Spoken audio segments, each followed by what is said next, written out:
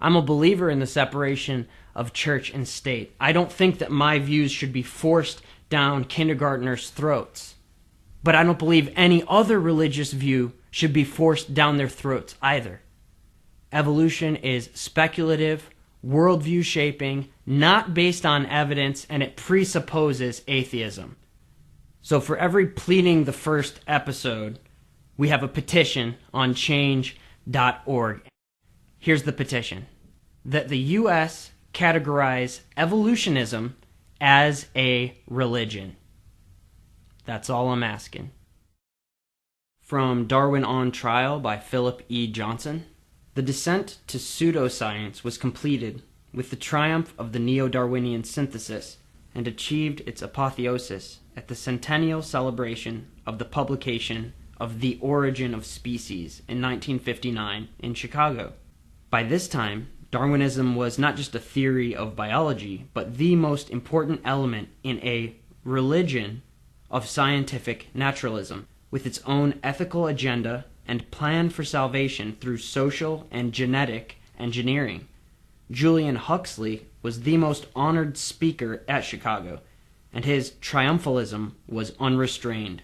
Quote, "Future historians will perhaps take this centennial week as epitomizing an important critical period in the history of this earth of ours, the period when the process of evolution in the person of inquiring man began to be truly conscious of itself.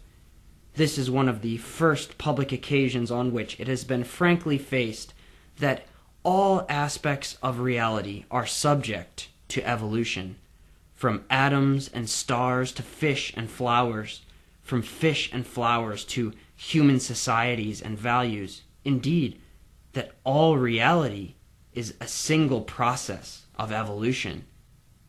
In the evolutionary pattern of thought, there is no longer either need or room for the supernatural. The earth was not created, it evolved. So did all the animals and plants that inhabit it, including our human selves, mind and soul, as well as brain and body. So did religion. Finally, the evolutionary vision is enabling us to discern, however incompletely, the lineaments of the new religion that we can be sure will arise to serve the needs of the coming era." So that was from Darwin on Trial. He was quoting Julian Huxley from 1959. Huxley's prediction has come to pass. The new religion reigns in the Western world. I'm going to give you a modified definition of religion. Religion is the outward act or form by which people indicate their recognition of the existence of a force having power over their destiny, to whom obedience, service, and honor are due. The feeling or expression of human love, fear, or awe of some overruling power, whether by profession of belief, by observance of rites and ceremonies, or by the conduct of life, a system of faith and worship, a manifestation of piety. So that's our working definition of religion as we talk about, is science, capital S, a religion? Because if somebody says the word science, you have to identify what they mean. It has one of two different meanings. What I would call the lowercase s definition of science would be study of the physical order through observation and experimentation. By that definition, science is ideologically neutral. But often when people say, well, I believe in science, they're not referring to that definition. They're referring to capital S science, the ideology, the belief system. If someone says, I'm not religious, I believe in science, if you were to press them, if they had to unpack it, they might say something like this. Well, what I mean by religious is mystical fables that out of fear or out of ignorance try to explain the world because they don't have better explanations. That would be religion, you know. And then I'm scientific, so study of the physical universe. Observation, experimentation, that's how I get my answers, not from some fairy tale. Now, that seems reasonable to me, right? I mean, if you're a thinking person, why would you just go along with absurd fairy tales, impossible, absurd, mystical rantings?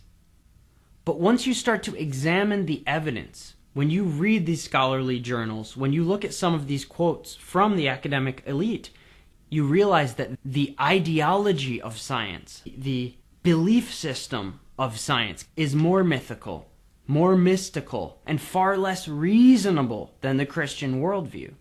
The terms science and scientific are really exploited, abused by the so-called scientific community. As we've seen from many of these quotes in The Devil's Delusion and Darwin on Trial, the academics are fully aware of how little evidence they have for their claims. The reality is they don't want the layman to understand these debates. These theories have already cannibalized themselves, and the academics know it.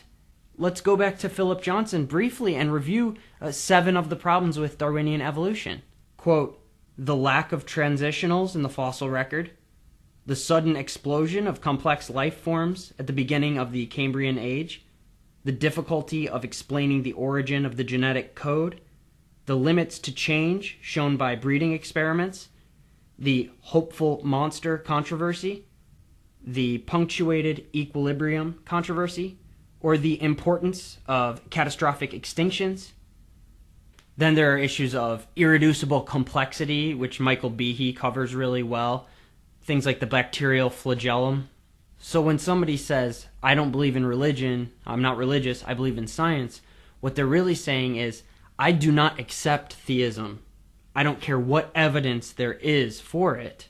I don't care how obviously everything appears to have been created. To be scientific means naturalistic atheism, that only observable causes now in effect could have ever been. There can be nothing else. That's the starting point. That's what presupposes all of capital S, science. But this was not always the case. There was a time in human history where theology, biblical theology, was considered the mother of the sciences, and philosophy her handmaiden. So you had to know your theology, right? And then you had to know your philosophy, and now you had the epistemological and the moral base, and from that point you could study the physical universe, and it would make sense within that context. If you believe in the multiverse, the landscape, that there is these bubbles of like tons and tons of universes, and we're just one of them, and in these other universes you don't have to abide by the same physical laws, just fairy tale sci-fi garbage. Scientists will believe in that, but then say there's no way that there could possibly be a God. Even though everything has the appearance of design, everything is in this perfect interdependence, and aliens must exist, because if you have all these universes, there's clearly going to be aliens. We already examined the empirical viability of the Christian faith. Manuscript evidence. These are real fragments. You can go and see them. Go to London. Look at these things. Look at the Codex Sinaiticus. Look at the Dead Sea Scrolls. So we're very confident about the age and the authorship of these texts. So then the question is, well, the prophecies made in these ancient texts, did they come to pass as prophesied? And we analyzed that with Cyrus, with Daniel. And we saw how the prophecies came true to a meticulous level of detail. This is confirmed through secular history. And as if this wasn't enough, we looked at the mathematical probability of different prophecies coming true. We looked at 7 prophecies from the Old Testament and that probability. We looked at the 8 messianic prophecies. And then we looked at what if 48 were to come true. And the numbers are just insane. They're just, with conservative estimates, the probabilities are still insane. The impossibility of it happening, and yet it happened. But it wasn't just 48 prophecies that were fulfilled in the person of Jesus Christ. It was more than 300. So to claim that the Bible is a fairy tale is to throw out secular archaeology, secular history, and secular mathematics. Riddle me this. You're sitting there saying, well, no, I'm not religious, I'm scientific. I believe in the multiverse, that there's tons of universes floating around, and in these other universes, they abide by different physical laws. We don't even know what kind of laws they have. It's not the same kind of gravity and atomic forces and stuff like that. So that's science. Okay, and that's based on facts and observation and experimentation. That's reasonable. Now you, Christians, you are not reasonable. You believe in mythical fairy tales. And then my response to that would be, okay, so we believe in mythical fairy tales? All right. So, I'd probably present the manuscript evidence. If you were willing to listen, I'd present the manuscript evidence. I would show the prophecies. Once we had established age and authorship, I would show the prophecies. Then I would show through secular history the fulfillment of those prophecies. Then I would show the mathematical probability of those coming true. And then I would tie that all up in the person of Christ and all of the prophecies from so many hundreds of years before he came on the earth. All of those prophecies, Psalm 22, Isaiah 53. And I would show you all of that secular evidence, and then I would ask you, okay, so here's my thing. What's your secular evidence for the multiverse? Please show me your fossil evidence, the transitional forms for our common ancestor. Not just that, apes and humans have a common ancestor, but going all the way back to bacteria. Show me the transitional forms. Just show me 15 transitional forms. You don't have that, do you? You don't have the evidence for what you claim. But we do. The Christians do have the evidence for what we claim. That's funny, actually. So then the question is, who's being religious and who's being scientific? Who's believing in fairy tales, floating bubble universes, everything's made of wiggling one-dimensional strings? Who's believing in fairy tales? And who's believing in science, in empirically viable evidence? That's pretty crazy. Evolutionism is the religion. Christianity is reality. Something I have to inject here is many people will cite microevolution, erroneously called, such as Darwin's finches or the peppered moths, and then claim that that is evidence for macromutation. That's ridiculous. Creationists don't deny that within kinds there's potential for variation, and the truth is about microevolution, erroneously called, is that it is the only explanation we have for diversity after Adam and Eve. Think about it. You have two individuals and all this diversity within that kind. You have the Tower of Babel, same thing. One people group gets divided and all this diversity increases over time based on where people settle, the different environments. And then you have the Noetic flood, two of each kind, generic kind of animal, and then again, variation within kinds afterwards. So microevolution is necessary to explain those things. It's the only mechanism we have to explain diversity after those three events. So when Darwinists point out an instance of erroneously called microevolution and say, see, we just showed you 10 examples of evolution, you need to understand that's extremely manipulative. A creationist is going to come in and say, we don't deny the potential for variation within kinds, and we never have. Even Henry Morris and those old-time creationists, they didn't deny it.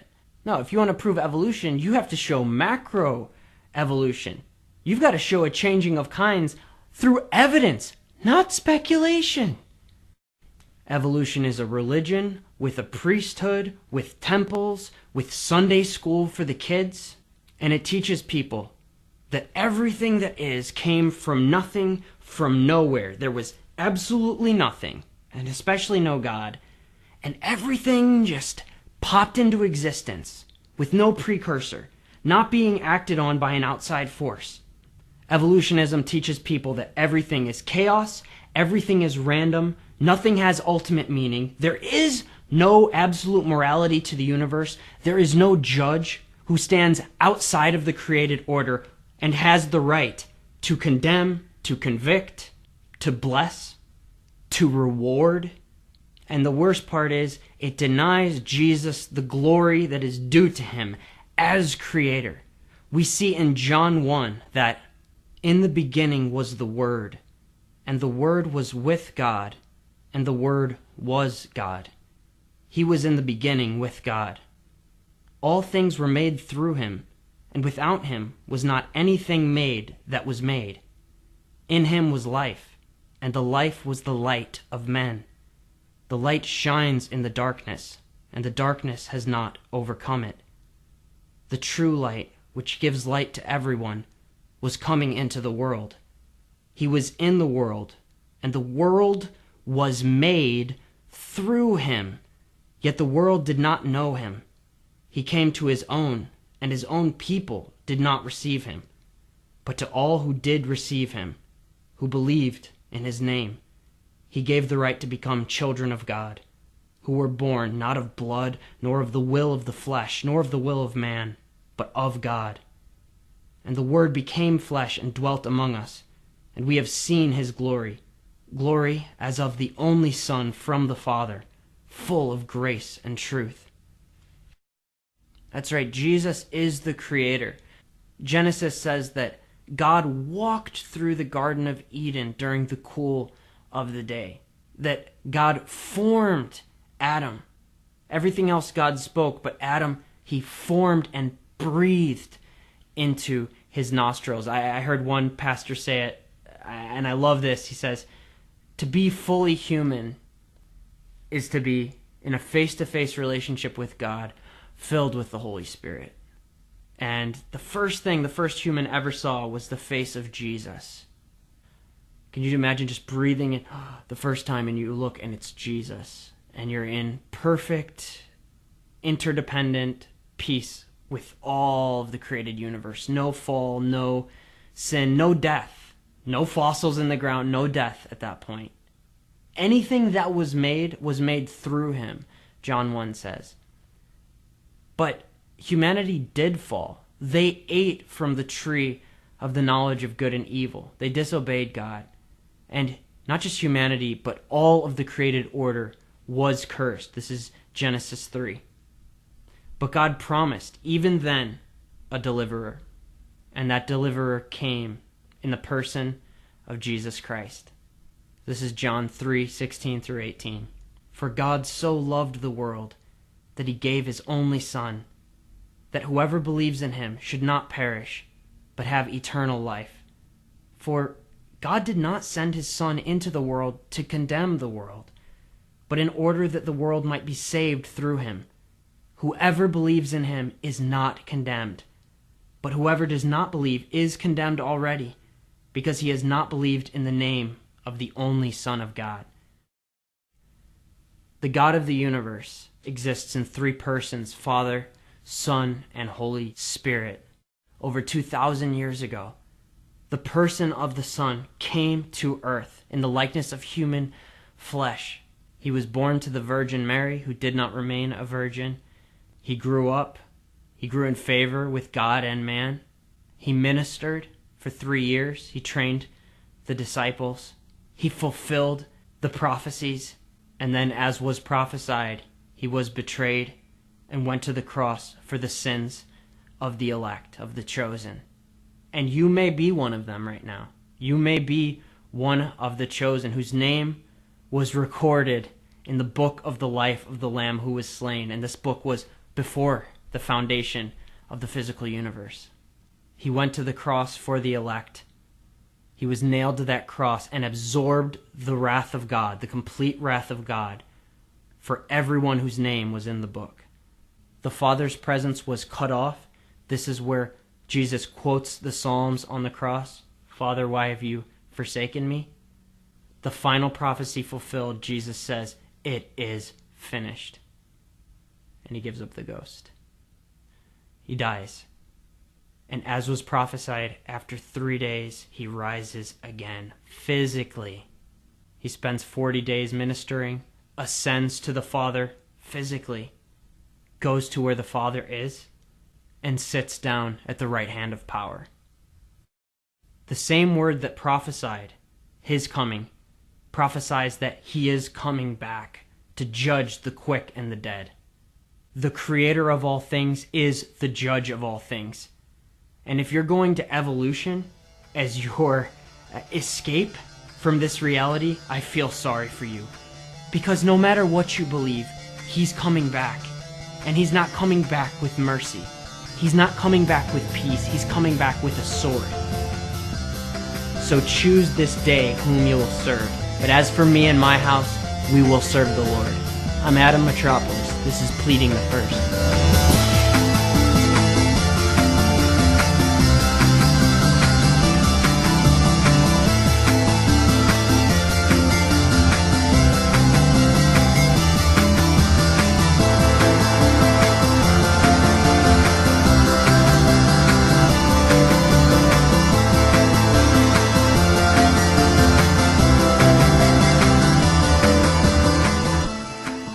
We examined the reasonability of the faith,